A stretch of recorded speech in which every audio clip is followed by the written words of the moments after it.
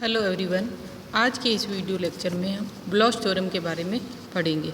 Blotch theorem allowed and forbidden reasons according two electron energy in solid को explain करती है।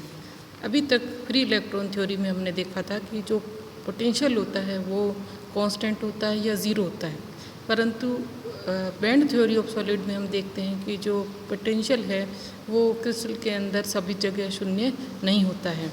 तो इसको हम एक पेरियोडिक पोटेंशियल अगर हम लेते हैं तो श्रोडिंगर इक्वेशन का सॉल्यूशन के लिए एक थ्योरम दी गई जिसे ब्लॉच थ्योरम कहते हैं। Suppose that Vx denotes the potential energy of an electron in a linear lattice of lattice constant A and then अगर Vx जो है पेरियोडिक पोटेंशियल है then Vx is equal to Vx plus A। The wave function of the electron in this potential are then from Schrödinger equation d2 psi over dx square plus 2m over h cross square e minus v psi is equal to 0। That is equation number 2। यहाँ पे ये जो potential है वो periodic potential है और इस equation number 2 का जो सॉल्यूशन है वो साई जो फंक्शन है वो for the solution of this equation blotch assume that the solutions are plane waves modulated by a function uk which depends on k and have the periodicity of the potential।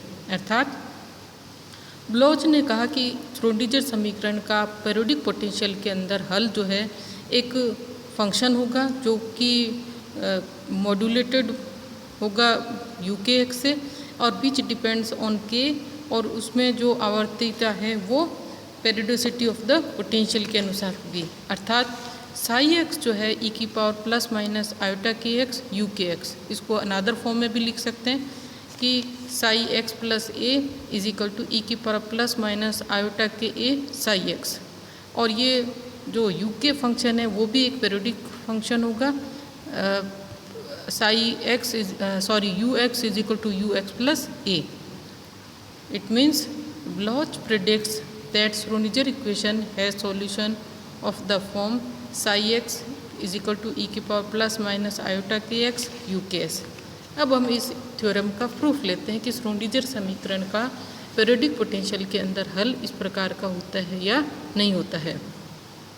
तो इसका proof लेते हैं। Let Gx and Fx are two real and independent solution of the Schrödinger equation, then its general solution psi x is equal to a f x plus b g x और यहाँ पे v x is equal to v x plus a. Then f x plus a and g of x plus a are also the solution of equation number 2। अर्थात अगर periodic potential है तो क्योंकि F x और जी x Schrodinger समीकरण के हल है तो f of x plus a और जी ऑफ एक्स प्लस ए भी इसके हल होंगे। अब कितने हल होंगे? 4।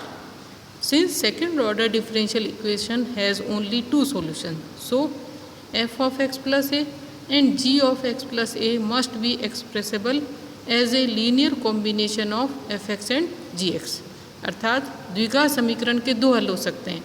यहाँ पे हमने 4 हल बताए f x g x f of x plus a and g of x plus a. So जो f of x plus a और g of x plus a वो लीनियर कॉम्बिनेशन के रूप में लिखे जा सकते हैं एफ एक्स और जी एक्स के। तो f of x plus A is equal to alpha 1 f x plus alpha 2 g x and g of x plus A is equal to beta 1 f x plus beta 2 g x. Here alpha 1 alpha 2 beta 1 beta 2 are real function of energy E. The general solution in latter case.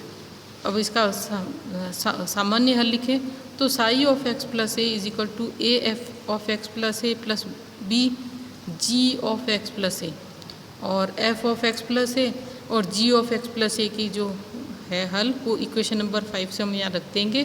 और psi of x plus a को हल करने पर जो समीकरण है वो a alpha 1 plus b beta 1 f x plus a alpha 2 plus b beta 2 g x, ये इक्वेशन नंबर 6 होगी।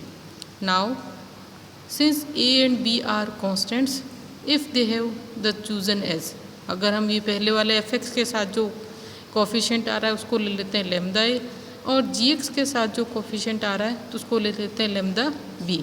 तो ये इक्वेशन नंबर 7 होगी। और इसके अगर हम इसको लैम्डा a और लैम्डा b लेते हैं then psi of x plus a lambda a f x plus b g x, इसमें लैम्डा बाहर आ जाएगा और ये साई एक्स बन जाएगा।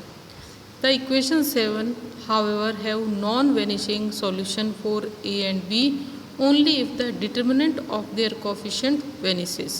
अर्थात ये समीकरण का हल होगा अगर उसका डिटर्मिनेंट कोफिशिएंट्स का डिटर्मिनेंट है वो शून्य के बराबर हो।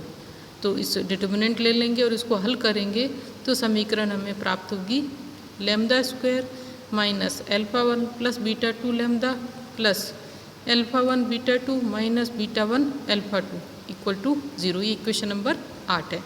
अब हमें इस इक्वेशन को सॉल्व करना है। तो इस इक्वेशन को हल करके हम लैम्डा की वैल्यू निकालेंगे। तो सबसे पहले ये जो कोफिशिएंट है पीछे की तरफ कांस्टेंट टर्म आ रही है alpha 1 beta 2 minus beta 1 alpha 2, इसको हल कर लेते हैं। तो इसको हल करने के लिए हमने सबसे पहले श्रोडिंगर इक्वेशन लिया और श्रोडिंगर इक्वेशन का सॉल्यूशन gx है तो उसको gx की फॉर्म में रख दिया।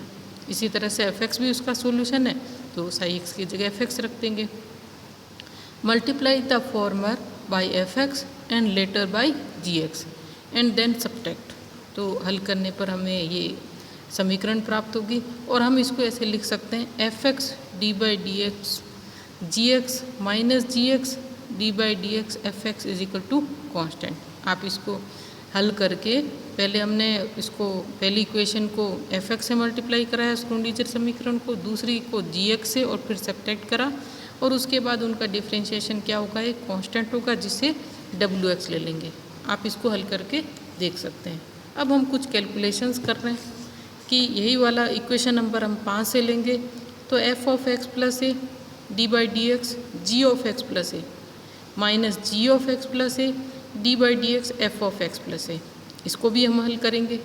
ये जो सॉल्यूशन है आप इसको आराम से जूम करके सॉल्यूशन देख सकते हैं। मैं यहाँ इस सॉल्यूशन जो है वो कैलकुलेशन करी हुई है। पहले F of x plus a की वैल्यू रखी है, फिर जी ऑफ एक्स प्लस ए का डिफ्रेंशिएशन किया है एक्स के सापेक्ष माइनस फिर जी ऑफ एक्स प्लस ए की वैल्यू रख दी है और डिफ्रेंशिएशन किया है एफ ऑफ एक्स प्लस ए का विद रिस्पेक्ट टू एक्स। और इसमें कुछ टर्म्स कैंसिल आउट हो जाएगी और लास्ट में हमें जो इक्वेशन प्राप्त होगी वो alpha 1 beta 2 minus alpha 2 beta 1 और साथ में F of D G over D X minus G D F X over D X. अर्थात इसमें हम लिख सकते हैं कि function w of x plus A is equal to alpha 1 beta 2 minus alpha 2 beta 1 w of x। और चूँकि ये जो कांस्टेंट टर्म है इसलिए alpha 1 beta 2 minus alpha 2 beta 1 must be equal to 1। तो अगर इसकी वैल्यू 1 आ जाती है तो हमारी जो इक्वेशन नंबर 8 थी वो हो जाएगी lambda square minus alpha 1 plus beta 2 lambda plus 1 is equal to 0। तो जो हमारी सेकेंड ये द्विघात समीकरण थी इसमें कांस्टेंट टर्म जो पीछे वाली थी उसकी वैल्यू तो आ गई 1। अब हमें लैम्डा अल्फा 1 प्लस बीटा 2 के लिए इसको सॉल्व करना है। In general there are 2 roots lambda 1 and lambda 2 of this quadratic equation. Now द्विघात समीकरण के लिए रूट्स के मल्टीप्लाई और रूट का addition lambda 1 plus lambda 2 is equal to alpha 1 plus beta 2 and lambda 1 lambda 2 is equal to 1। It means lambda 1 and lambda 2 are reciprocal to each other. Since eigenfunction psi should be waveform, so lambda 1 को ले लेते हैं e की power iota k a और lambda 2 को e की power minus iota k a। Corresponding function psi 1 और psi 2 के लिए हो जाएंगे psi 1 x plus a is equal to e की power iota k a psi 1 x और psi 2 x plus a is equal to e की power minus iota k a psi 2 x। और in general psi x plus A is equal to e की power plus minus iota k a psi x. But this is the property of the Bloch theorem. हम Bloch theorem की property लिख चुके हैं। इसका मतलब हमारा जो साई फंक्शन है वो ब्लॉच फंक्शन होगा। It is clear from equation lambda square minus alpha 1 plus beta 2 lambda plus 1 is equal to 0 that Bloch theorem is valid only in the region, कौन सा रीजन, अल्फ़ा 1 प्लस बीटा 2 की value -2 से तो -2 से +2 के बीच में, यानी -2 से बड़ी और +2 से छोटी हो, as wave vector K is real in this region, then thus the region -2 से +2 का जो रीजन है is called allowed region, and the region beyond alpha 1 plus beta 2 greater than 2 and less than -2 is called forbidden region. आप इसे इस चीज़ को clear करते हैं, चूँकि अल्फ़ा 1 प्लस बीटा 2 की जो वैल्यू है वो हम देखते हैं तो -2 से +2 के बीच में पॉसिबल है, तो -2 से छोटी और +2 से बड़ी वैल्यूज़ जो होगी उसके लिए ये वाला फॉरबिडन रीजन कहलाएगा। ये ग्राफ दिखाया गया है अल्फ़ा 1 प्लस बीटा 2 और एनर्जी के बीच में। तो हम इस ग्राफ से देखते हैं कि जो काली लाइन दिखाई गई है इससे घिरा हुआ जो रीजन है वो कहलाएगा फॉरबिडन रीजन, और जो नीली लाइन है जो कि -2 और +2 के बीच में इससे घिरा हुआ क्षेत्र होगा अलाउड रीजन।